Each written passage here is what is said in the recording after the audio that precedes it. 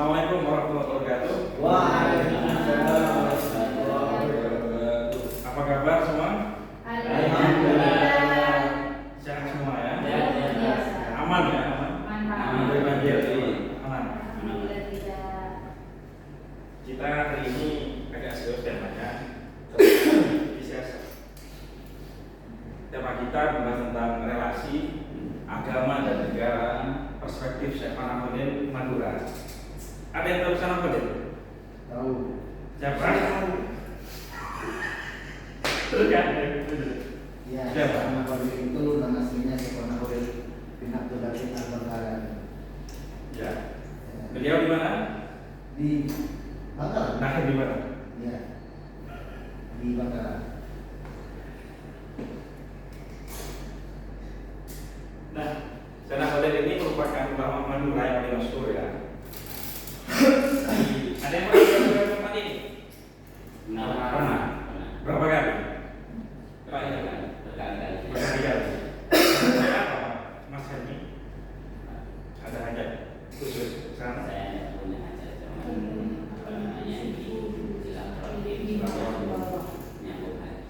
Masya Allah. Mas Delta?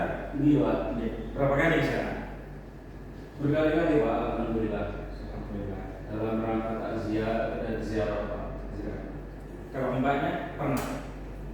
Belum. Nah ini harus orang Madura itu harus jalan ke sana. Karena saya baru datang kuliah di sini. Aslinya mana? Pak? Saya dari Lombok. Masya Allah. Lombok. Kalau dari Lombok maka sebelum kuliah atau nanti setelah pulang kuliah ajak Pak ini ya untuk ziarah ke sana. Ya. Ya. Kemudian Syekh Manahuddin ini merupakan ulama dari Pulau Gera Madura yang lama ya. Tahun 1820 Masehi, yaitu pada 27 Januari. Artinya sebentar lagi beliau akan ulang tahun ya. Kemudian secara nasab atau gen, beliau ini lahir dari ulama nyambungnya kepada Sunan Syarif Hidayatullah Gunung Jati. Ada yang tahu Gunung Jati? Ya, Cirebon. Cirebon ya. Ya. Pernah ke sana juga? Pernah. Nah, Gunung Jati ini hebat, jadi dua nama kampus. Pertama UIN Syarif Hidayatullah Jakarta dan UIN Sunan Gunung Jati Bandung. Ya, ada yang pernah ke UIN Bandung? Pernah. Nah, insya Allah Madura, ya Madura ada usulan untuk menjadi UIN Syekh Manahuddin Madura. Ini semoga kita ini bisa segera menjadi UIN. Amin. Nah, sekarang kita bahas tentang moderasi dan pemikiran Syekh Manahuddin. Syekh Manahuddin ini dalam akidah ini bermadzhab Ahlus Sunnah wal Jamaah. Ada yang tahu apa arti Ahlus Sunnah wal Jamaah? Tahu. Ya, silakan. Ahlus Sunnah wal Jamaah. Ahlul itu keluarga sunnah mengikut para nabi. Jamaah. Jamaah. Ya. Ada jawaban lain mungkin dari mas-mas yang lain atau mbak-mbak? Sama juga baca bukunya Pak. Belum baca. Kemana ya kalian? Saya kemarin masih ke Bangkalan. Ya jelas dari Iya. Ya. Jadi Ahlus Sunnah ini merupakan ahlul itu adalah keluarga Ya. atau disebut dengan aliran. Dengan sunnah itu merupakan sebuah terminologi bagi yang pengikut Nabi. Mati tada nabiyyan wa ma ba'dahu minal ulama as-salih. Sunnah itu adalah siapa yang mengikuti Nabi dan ulama setelahnya yang mengikuti Nabi. Makanya Rasulullah SAW itu bersabda, "Alaikum bisunnati wa sunnatil khulafa ar-rasyidin min ba'di." Kalian berpegang teguh kepada sunnahku dan khulafa dan pemimpin atau khalifah setelahku. Khalifah ada berapa? Mas-mas, mbak? Ada pertama siapa? Abu Bakar radhiyallahu anhu. Yang kedua? Umar radhiyallahu anhu. Yang ketiga? Utsman radhiyallahu anhu. Pintar. Yang keempat? Yang terakhir Ali bin Abi Thalib radhiyallahu anhu. Masya Allah. Kenapa ya? tidak sama yang satu. Karena Kenapa? dari mundu buli dan hatta tufiya la yanduru jismuhu hatta tufiya fajr. Masya Allah. Artinya apa mas? Tidak pernah melihat kemaluan mulai sejak lahir sampai dia meninggal. Jadi- Kalau sekarang alias itu ini dia mundur. Masya Allah. Yang kedua adalah fikih. Dalam fikih, Syekh Khalil ini menganut mazhab Imam Syafi'i. Meskipun beliau belajar 4 mazhab ketika di Mekah, beliau lebih condong kepada mazhab Imam Syafi'i. Karena mazhab ini dipandang lebih moderat daripada mazhab yang lain yang mempersatukan madrasah hadis dan madrasah qadhi. Madrasah hadis ada di kota Madinah yang dipimpin oleh Imam Malik. Sedangkan madrasah qadhi dipimpin oleh Imam Abu Hanifah yang ada di Basra. Basra itu di mana? Bukan di perenggan. Basra di Irak ya, Irak. Kemudian yang terakhir, dalam tasawuf, Syekh Khalil ini menganut mazhab Al-Ghazaliyah. Kalau sekarang itu ada sebuah institut college disebut Ghazaliyah College yang diberikan oleh Gus Ulil ya. Kemudian dalam tarekat beliau itu cenderung pada Qadariyah wa Naqsabandiyah. sebenarnya. Siapa nama asli Imam Ghazali? Boleh tanya? Ya, siapa? Mungkin ada jawaban dari yang lain. Ada temannya Mas siapa namanya? Mas Imam Hanafi. Imam Hanafi. Imam Hanafi, ya. Aslinya Imam Ghazali itu Abu Hamid bin Muhammad Al-Ghazali Sibahuddin As-Sabandi Abu Hamid Habib Salim bin Jilan. Masya Allah, tepuk tangan semua. Abu Hamid Muhammad bin Muhammad Al-Ghazali. Sibahuddin As-Sabandi Abu Hamid Habib Salim bin Jilan.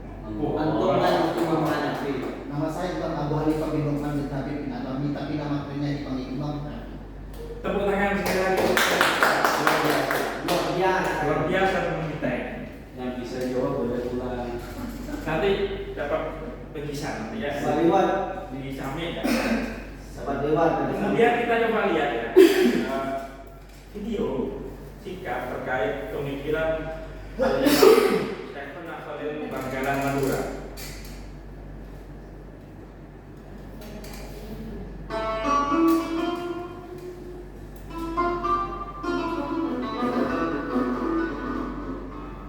Assalamualaikum warahmatullahi wabarakatuh.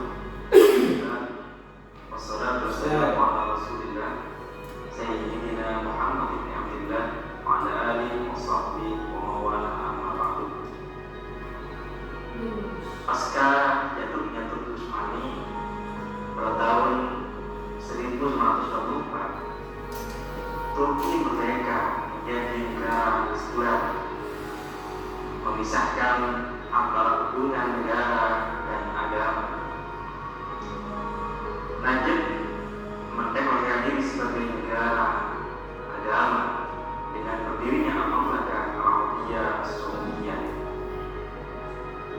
Sedangkan kawasan lainnya yang di bawah Kerajaan Turki Utsmani dijajah oleh negara-negara Eropa. Untuk lepas dari penjajahan, maka isu negara bangsa atau national state banyak dimunculkan oleh berbagai negara termasuk Indonesia.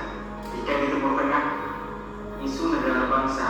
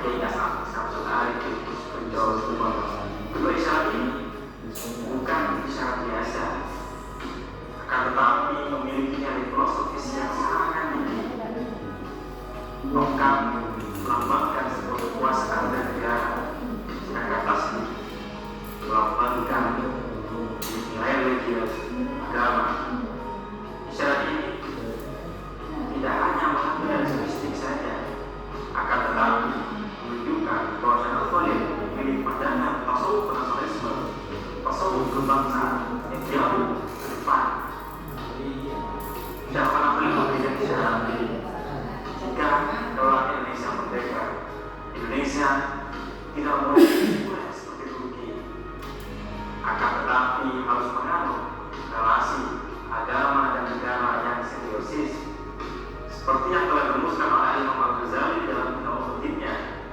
Al-Imam Al-Ghazali berkata, Al-Mulku wad-Din Al-Aman, kekuasaan negara dan agama adalah dua kembar yang tidak bisa dipisahkan. Ad-Dinu aslun, maka agama adalah fondasi dasar. Wasultan harisun, dan pemerintah adalah penjaganya. Wa ma la asla fa mahdumun, dan sesuatu yang tidak memiliki fondasi dasar maka ia akan runtuh. Wa ma la harisa lahu sadra'i, dan sesuatu yang tidak memiliki penjaga maka ia akan sirna. Dua isyarat Syekhul Khalid ini jadi motivasi bagi bangsa Indonesia, khususnya kaum pesantren, untuk keluar dari penjajahan dan merdeka. Karena syariat Islam bisa tegak, syariat Islam bisa dilaksanakan dengan maksimal dan sempurna jika memiliki negara yang merdeka, aman, tentram, kuat, dan sejahtera. Kedua isyarat ini merupakan amanat besar dari Syekhul Khalid Bangkalan bagi bangsa Indonesia untuk selalu menjaga agama dan mengawal negara kesatuan Republik Indonesia. Kedua hal ini selalu menjadi komitmen bagi Nahdlatul Ulama, komitmen keagamaan, menjaga agama untuk diri, komitmen untuk bangsa, menjaga kedaulatan negara kesatuan Republik Indonesia. Hifdzul Daulah. Waalaikumsalam warahmatullahi wabarakatuh.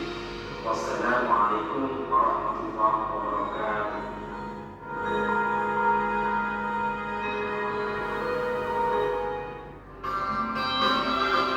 Ya, gimana kabarnya? Nah, tadi kita sudah membahas tentang pemikiran relasi agama dari video tadi. Coba apa yang bisa disimpulkan dari video tadi, Mas Mbak ini? Masjidnya bagus tadi. Masjidnya bagus. Di mana itu kira-kira, Mas? Nggak tahu kalau di tulisannya di Turki ya. Ingin ke sana. Ingin ke sana. aja. Nanti sedoanya di sana, Mas ya. Mau doanya Pak. Siap. Semoga Amin. S2. Amin. Yang belum yang S3 juga bisa ke sana. Ada IO untuk office. Oh, ada Iko ini Pak. Nanti ada staff yang jadi IO.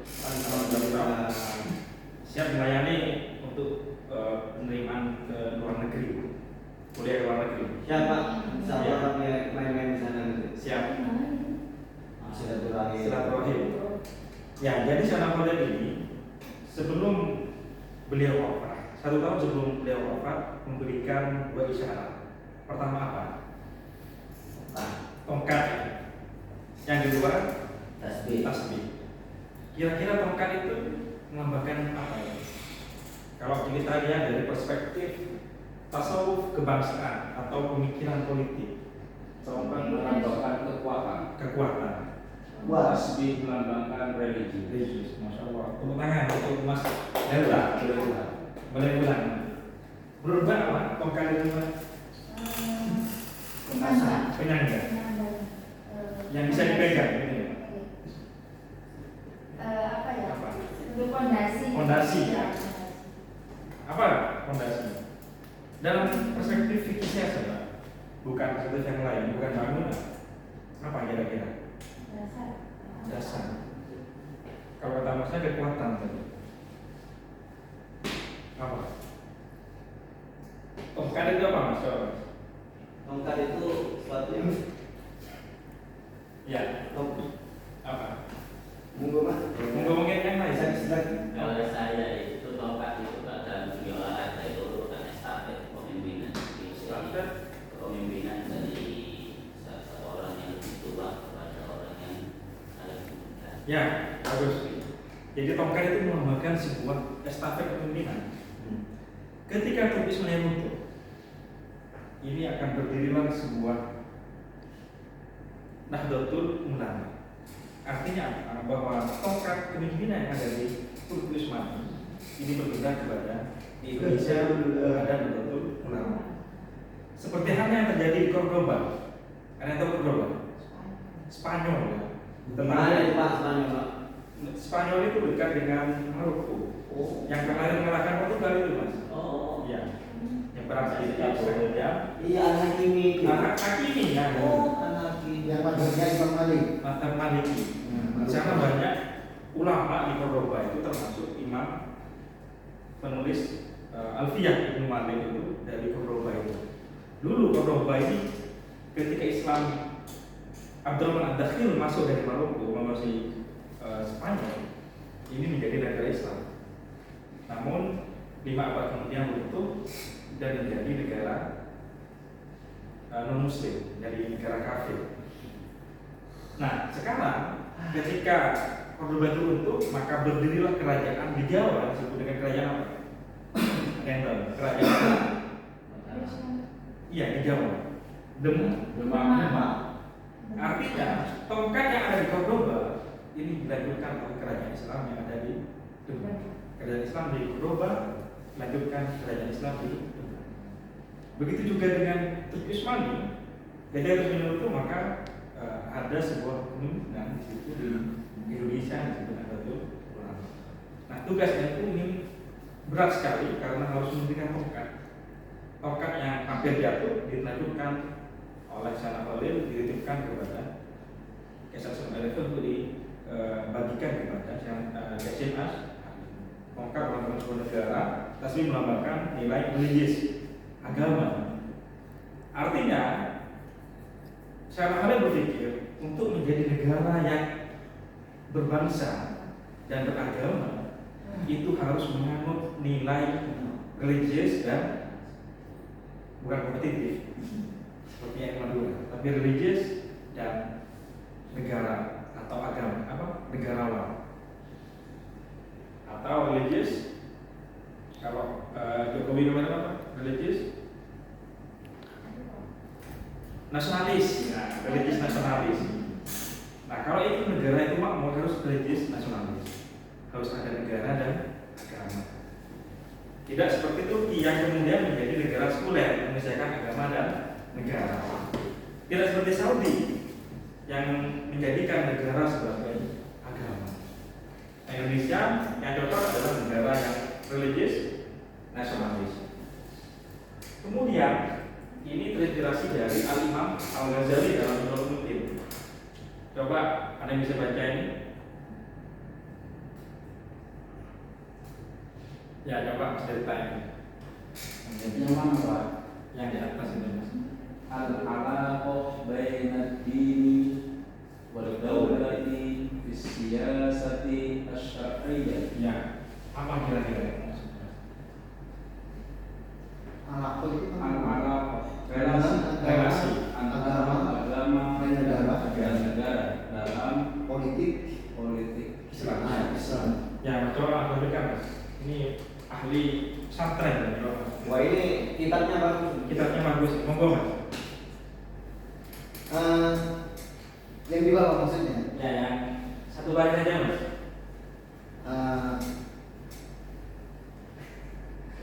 Malik. Pokoknya saya.